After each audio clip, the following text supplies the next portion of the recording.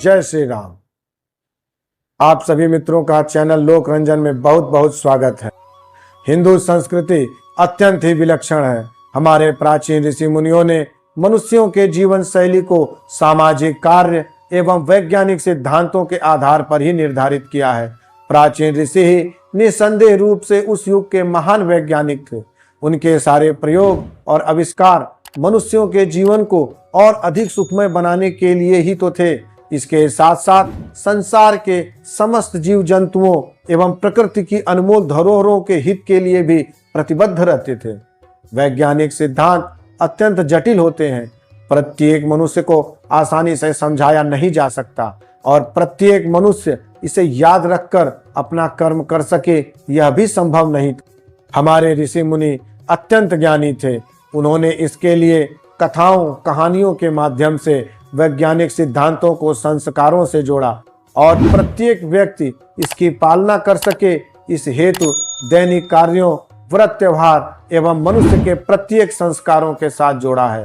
प्रत्येक मनुष्य जन्म से ही संस्कारों के साथ जुड़ जाता है। जन्म से लेकर मृत्यु तक व्यक्ति के 16 संस्कार पूर्ण किए जाते हैं। गर्भाधान संस्कार, पुंसवन संस्कार, सीमंतोन्नयन संस्कार, जात कर्म संस्कार, नामकरण संस्कार, निष्क्रमण संस्कार, अन्नप्राशन संस्कार, चूड़ा कर्म अर्थात मुंडन संस्कार, विद्यारंभ संस्कार, कर्णवेद संस्कार, यज्ञोपवीत संस्कार, वेदारंभ संस्कार, केशांत संस्कार, समावर्तन संस्कार, विवाह संस्कार और जीवन के अंत में अंत्येष्टि संस्कार। प्रत्येक संस्कारों के कार्य विधि को ही लोकाचार कहते हैं, जिसका किसी न किसी रूप में मानव समाज आज भी उनकी पालना किया करता है। साधारण रूप से समझने और सुनने में ये क्रियाएं हास्यास्पद लग सकती हैं, परंतु यदि वैज्ञानिक दृष्टि से देखा जाए तो हमें अत्यंत आश्चर्य होता है कि इतने जटिल सिद्धांतों को किस तरह एक साधारण व्यक्ति भी पालना कर सके, इस तरह से बनाया गया है। सनातन धर्म वास्तविक में विज्ञान पर ही आधारित है। वर्तमान समय में विदेशी संस्कृति को अपनाने की घोड़ कुछ अधिक ही हो गई है। इस कारण हमारे समाज के युवाओं को धार्मिक शिक्षा, उचित मित्र वर्ग और सुसंस्कृतिक पारिवारिक माहौल का अभाव हो जाने के कारण समाज में विषमता बहुत अधिक बढ़ चुकी है। शास्त्र के अनुसार मनुष्य को किस पथ पर और किस तरह चलना चाहिए, आज का युवा वर्ग इस विषय से अनभिज्ञ होता जा रहा है। नई पीढ़ी के युवा वर्ग इसे जानते भी नहीं और जानना भी नहीं चाहते। सबसे बड़ी विडंबना तो यह है कि जो शास्त्रीय आचार व्यवहार को जानते हैं, यदि वह बताना भी चाहे तो उनकी बातों को मानते भी नहीं, अपितु उनका मजाक बनाते हुए उनका अपमान तक कर डालते हैं। इस तरह पीढ़ी दर पीढ़ी अवहेलना के कारण अनेक धर्म ग्रंथ लुप्त होते जा रहे हैं और जो धर्म ग्रंथ उपलब्ध हैं उनको पढ़ने की रुचि भी नहीं है और उनके पास समय भी नहीं है। दैनिक कार्यों एवं धार्मिक अनुष्ठानों के रूप में हमारे ऋषि मुनियों के द्वारा जिन वैज्ञानिक सिद्धांतों की ज्ञान श्रृंखला हमें प्राप्त हुई है, वह धीरे धीरे विलुप्त होती जा रही है, जो एक गंभीर चिंतनीय विषय है। आज भी अधिकतर किसी भी धार्मिक कार्य विधि को जानने के लिए हमें अपने बड़े बुजुर्गों की सहायता लेनी पड़ती है। किसी भी कार्य को किस तरह से किया जाए यह विधि भी वही बताते हैं, परंतु चिंता का विषय यह है कि धीरे धीरे पीढ़ी दर पीढ़ी इन साधारण बातों का भी अपभ्रंश होता जा रहा है। हर पीढ़ी ने उसमें कुछ और अधिक सुविधाजनक बनाते हुए अनर्गल परिवर्तन कर दिया है, जिस कारण उन कार्य विधियों को पूर्ण करने के बाद भी हमें अच्छे परिणाम प्राप्त नहीं होते। शास्त्र अथाह समुद्र की भांति है। जो शास्त्रों में लिखा है उनका अवलोकन करके अपने अल्प सामर्थ्य और अल्प विवेक के अनुसार बताने का मेरा यह एक छोटा सा प्रयास है। आशा है आप सभी लोग निश्चित रूप से बहुत कुछ जानकारी प्राप्त करेंगे। आज के प्रसंग में छोटी छोटी परंतु अत्यंत महत्वपूर्ण बातों की चर्चा करेंगे, जिसकी सही जानकारी प्राप्त करने के लिए आप सभी हमेशा प्रयासरत रहते हैं। हम सभी अपने जीवन को सुखमय बनाने के लिए तथा इस संसार में समाज एवं परिवार के प्रति अपने कर्तव्यों को पूर्णतः निर्वहन कर सकें, इसके लिए धन धान्य पुत्र पौत्रादि के सुख की कामना हेतु भगवान का पूजन अर्चन करते रहते हैं। परंतु पूर्ण सामर्थ्य एवं विधि विधान से पूजन करने के उपरांत भी हमें फल प्राप्त नहीं होता। इसका मुख्य कारण यही है कि हम सब पूजन संबंधी नियमों से अनभिज्ञ हैं। आज का प्रसंग इसी विषय पर है। आशा है आप सभी पूर्णतः संतुष्ट होंगे।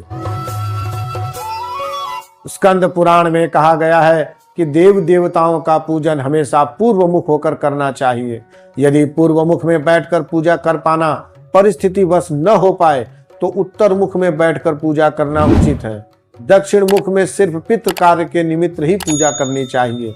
पूजा करते समय वस्त्रों का ध्यान देना अति आवश्यक है। नीला, लाल एवं काला वस्त्र धारण करके कभी भी कोई भी देव कार्य ना करें।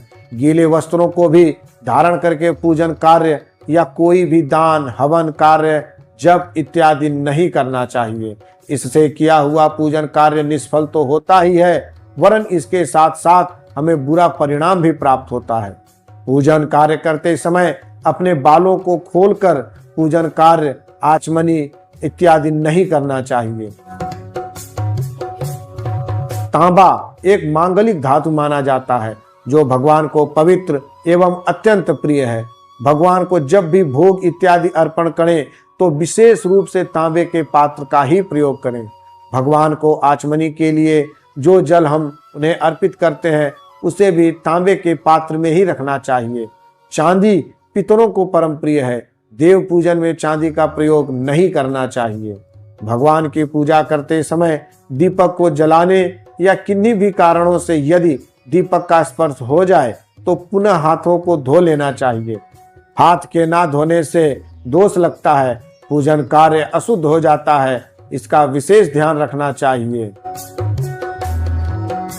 शालिग्राम, शंख और तुलसी इन तीनों को एक साथ ही रखना चाहिए। इससे भगवान विष्णु अत्यंत प्रसन्न होते हैं। शालिग्राम पर रखी तुलसी को अलग करना महापाप के समान होता है। शालग्राम को तुलसी से अलग करने वाला महापाप का भागी होता है। उसे जन्म जन्मांतरों तक स्त्री वियोग सहना पड़ता है। और शंख से तुलसी पत्र अलग करने वाला पत्नी विहीन एवं दीर्घकालीन रोग से ग्रसित होता है। विशेष सिद्धि की इच्छा रखने वाला साधक भले ही अपने एकमात्र इष्ट देवी देवता की पूजा अर्चना करे, परंतु एक गृहस्थ व्यक्ति को सभी देवी देवताओं का पूजन एवं व्रत को करना चाहिए। इससे गृहस्थ को अपने संपूर्ण कर्तव्यों के निर्वहन में देवताओं की कृपा के रूप में सहायता प्राप्त होती रहती है। शालिग्राम, बाणलिंग की आवाहन एवं प्रतिष्ठा नहीं की जाती तथा इन्हें बेचने वाला एवं खरीदने वाला दोनों ही नरक के भागी होते हैं।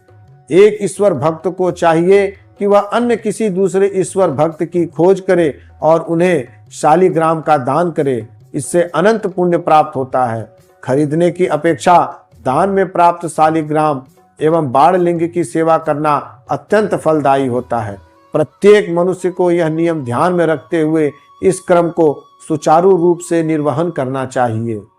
घर में 2 शिवलिंग, 3 गणेश, 2 शंख, 2 सूर्य, 3 दुर्गा मूर्ति, 2 गोमती चक्र और 2 शालिग्राम कभी नहीं रखना चाहिए। ऐसा करने पर गृहस्थ मनुष्य हमेशा अशांत एवं परेशान रहता है। पत्थर, लकड़ी, सोना, पंच धातु या अष्ट धातु की मूर्ति ही घर या मंदिर के अंदर स्थापना की जानी चाहिए। इनके अलावा अन्य किसी धातु का प्रयोग वर्जित माना गया है। घर के मंदिर में अंगूठे के पर्व से लेकर 1 बित्ता परिमाण की ही प्रतिमा होनी चाहिए। इससे बड़ी प्रतिमा घर के लिए उचित नहीं मानी जाती। घर में टूटी फूटी प्रतिमा हो, अग्नि से जली हुई प्रतिमा या चित्र हो, इनकी पूजा नहीं करनी चाहिए। ऐसी मूर्ति या चित्रों की पूजा करने से गृह स्वामी के मन में उद्वेग या अनिष्ट भाव जागृत होते रहते हैं जो कि कल्याणकारी नहीं होते। अतः इनका विशेष ध्यान रखना चाहिए। घर में हमेशा चल प्रतिष्ठा की जाती है तथा मंदिर में अचल प्रतिष्ठा की जाती है। घर में चल प्रतिष्ठा करने से मंदिर की साफ सफाई करते समय मूर्ति को हटाकर साफ सफाई की जा सकती है। इसमें किसी भी तरह का कोई दोष नहीं लगता है। मनुष्य को चित्रों एवं मंदिरों में कहीं भी सूर्य के चरणों को नहीं बनवाना चाहिए। यदि कोई सूर्य के चरणों को बनवाता है तो वह दुर्गति को प्राप्त होता है और इस लोक में दुख भोगते हुए दीर्घकालिक रोग एवं चर्म रोग से ग्रसित हो जाता है। इसका वर्णन पद्म पुराण एवं मत्स्य पुराण में प्राप्त होता है। विश्वकर्मा की पुत्री संज्ञा, इनका विवाह सूर्य से हुआ था। संज्ञा सूर्य के तेज को सहन नहीं कर पा रही थी। विश्वकर्मा ने सूर्य देव से प्रार्थना की कि मैं आपके इस असह्य तेज को अपने शिल्प कला द्वारा कुछ कम कर सकता हूँ, जिससे आपके स्वरूप को सभी देवी देवता देखकर आनंद प्राप्त कर सकें। सूर्य देव ने यह प्रस्ताव स्वीकार कर लिया। तब विश्वकर्मा जी ने सूर्य के तेज को अपने शिल्प कला के द्वारा छांट कर अलग कर दिया तथा उसके तेज से उन्होंने सुदर्शन चक्र जैसे आयुधों का निर्माण किया। परंतु विश्वकर्मा जी सूर्य के पैरों का तेज देखने में समर्थ न हो सके। इस कारण उनके पैरों का तेज ज्यों का त्यों ही बना रह गया। इसलिए किसी भी व्यक्ति को घर में अथवा मंदिर में कहीं भी सूर्य चक्र के साथ उनका पैर बनाना वर्जित किया गया है।